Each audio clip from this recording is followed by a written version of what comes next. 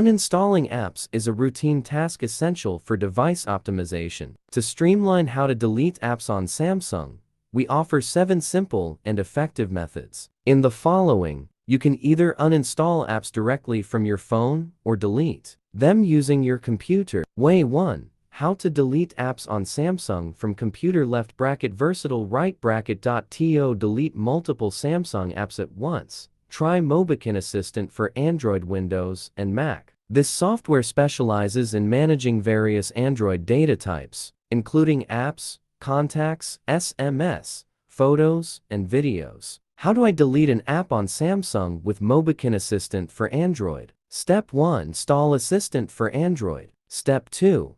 Access the app management window. Step 3. Uninstall apps at once. Way 2. How to delete apps from Samsung phone's apps tray. To quickly remove unwanted apps from your Samsung phone without complications, check the apps tray first to see if you can uninstall or disable them. Way 3. How to remove application from Samsung phone home screen. Thirdly, you are empowered to check the Samsung Galaxy screen to see if you can uninstall or disable an app quickly if your home screen is only have apps you use often. Way 4. How to remove apps on Samsung phone app settings. In Samsung phone settings, you can see app details like names, storage, and permissions. You can uninstall, force stop, deactivate, or clear app caches. Way 5.